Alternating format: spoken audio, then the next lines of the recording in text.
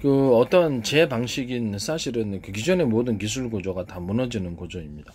의학 기술도 마찬가지고 제 의학 방식은 되게 간단하고요. 대학병원 아니 모든 병원에도 응급실 같은 거는 반드시 있어야 될 것 같습니다만은 대부분 간단하게 그냥 그 약국에서 만들어서 치료하시거나 스스로 치료하시거나 가능하거든요.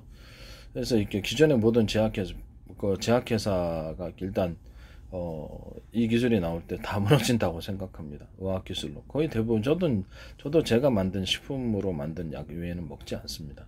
뭐 도수 치료도 있고요. 그다음에 뭐 간단한 방식으로 어떻게 치료합니다. 예를 이런 방법도 있고 페이스북 박형국에 보시면은 수많은 기술 구조와 더불어 4월 한 16일자 정도로 해가지고 그 댓글에도 그렇고 치료 방법들이 잘 나와 있습니다. 그다음에 전면에 사진 미술 저도 미술도 하는데 전면에 그게 우한폐렴 치료제에 대해서 식품 치료에 대해서 굉장히 저도 그것만 먹습니다. 감기 걸릴 때나 독감 걸릴 때는 그것만 먹어요. 전혀 뭐 문제 없이 잘 치료됩니다.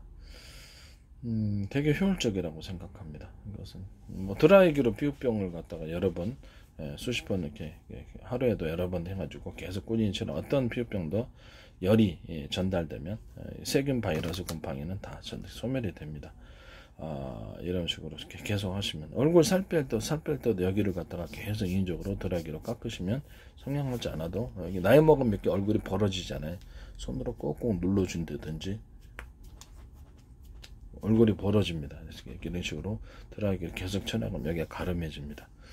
배도 저도 이렇게 알면서도 귀찮아서 안 하는데 하루에 한 몇십 번씩이라도 계속 그 드라이기로 가열을 전문가용 한 2200W짜리 전문가용이 있어요. 19,000원밖에 안 그거 가지고 계속 가열을 해주시면 다른 방식에 비해서는 훨씬 사이즈가 줄어드는 것 같습니다.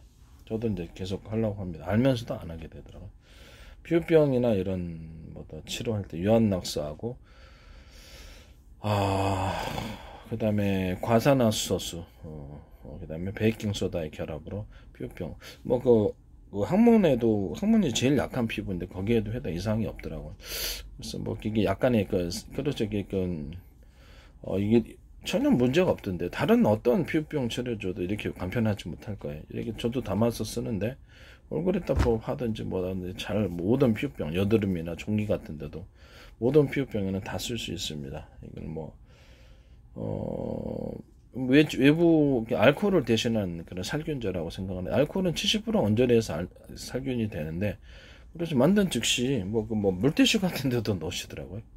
근데 그걸 갖다가 만든 즉시 공기 중에 날아가기 때문에 70%가 안 되면 살균이 안 됩니다. 우리가 가지는 살균의 상식은 이제 과학적인 미신에 불과합니다. 잘못된 거라죠. 살균이 안 됩니다. 도리어 폐로 들어가거나 이렇게 구강 점막이라든지 점막 부분에 내장 점막 부분에 자주 들어가시면 이게 바람을 일으킵니다. 그건 확실한 것 같아요. 제가 보기에는. 저도 이제 경험을 했으니까. 구강 세정제를 알코올 기반에 썼는데 이게 안에 또아리떼 같은 게 막 나더라고요. 근데 깜짝 놀라가지고 내가 인터넷에 쌀 때 많은 사람이 쓰니까 뭐 이상 있겠어 라고 했는데 바람 어쩌고 저쩌고 그래서 인터넷 검색을 하다가 이렇게 첫사 같은 거 달궈가지고 딱 하고 제가 만드는 이렇게 살균하는 약초물로 해가지고 이렇게 없앴습니다. 한 몇 년 이상 없는 것 같아요. 되게 놀래. 구글에는 구강 세정제를 쓰지 않습니다. 이런 유한낙스 스프레이 일반 살균할 때는 사과식초 같은 거 이런 것들을 3배 어떻게 같은 거 3배 식초가 아니고 그냥 사과식초로 입을 꿀렁꿀렁 해서 어떻게 아니더라도 상관없어요. 일반 대상 것도 좋고 꿀렁꿀렁 하면 다 없어집니다. 네.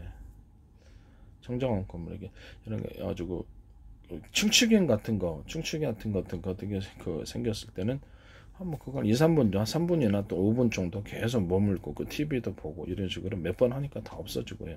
저도 충치균 잇몸 같은 거 붓고 이러잖아요. 그럼 다 없어집니다. 그다음에 잇몸 터지는 이상한 것도 처음이었는데 잇몸이 이렇게 터지더라.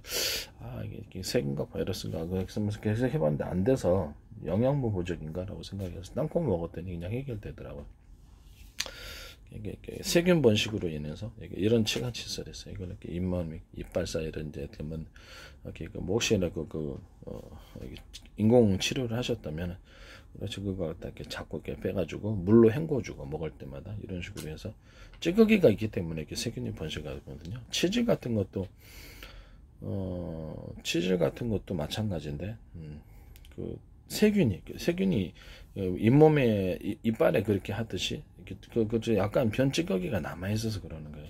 그래서 비대로 하라는 이유가, 비대를 꼼꼼히 엉덩이를 벌려갖고 이렇게 꼼꼼히 여러 번 세척해요. 한 번이 아니라 여러 번 세척해서 변이 안쪽까지 남아있지 않게 해야지 안 붙습니다.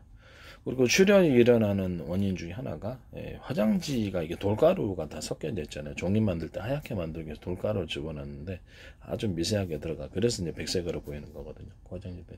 그건 이제 날카로운 결정들이 눈에 보이지 않는 게 있는데, 그게 이제 항문의 점막 안쪽 부분을 닦을 때, 그래서 이렇게 하면은 거기에 이제 기스가 나는 거예요. 그럼 거기에 이제 놔두면 세균이 증가하니까 피부 보호층이 사라졌으니까.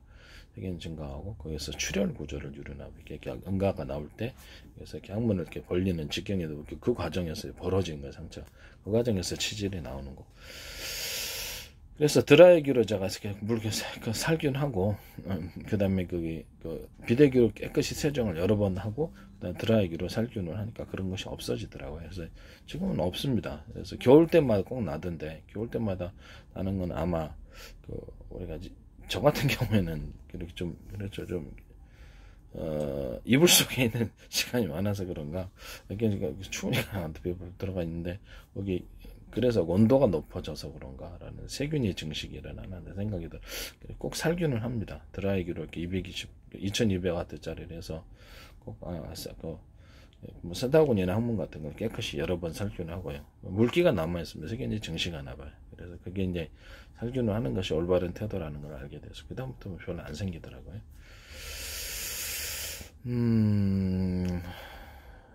원래 이제 항문 같은 거 치료할 때 페이스북 박형국에 보시면은 저기 치료제가 나옵니다. 약초로 만든 살균제인데 이것을 제가 뭐냐면은 약초로 만든 살균제인데 굉장히 잘 들어요. 잘 들는데 이제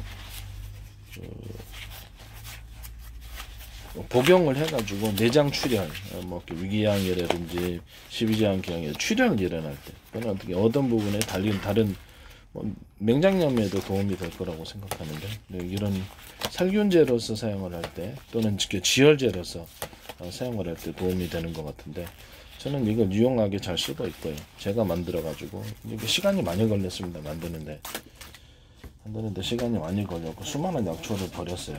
그래서 지금 결과물만 딱 보시면 쉽겠지만 저는 시행착오를 많이 겪었거든요. 그거를 가지고 항문을 닦아주니까 항문에 부은 것이 가라앉더라고요. 그래서 이거는 저도 굉장히 잘 쓰고 있습니다. 그래서 조리대 피부병 약으로도 제가 개발을 했었고요. 피부병도 같이 되도록 세균과 바이러스 곰팡이가 살균되도록 만들었는데 다음과 같습니다. 조리대 45%, 어성투 10%, 삼백조 10%, 건보배추 5%, 비단풀 5%, 예덕나무 5%, 소르쟁이 5%, 구절초 5%, 인동초 5%, 사리나무 5% 이렇게 되겠습니다. 여기다 좀 강하게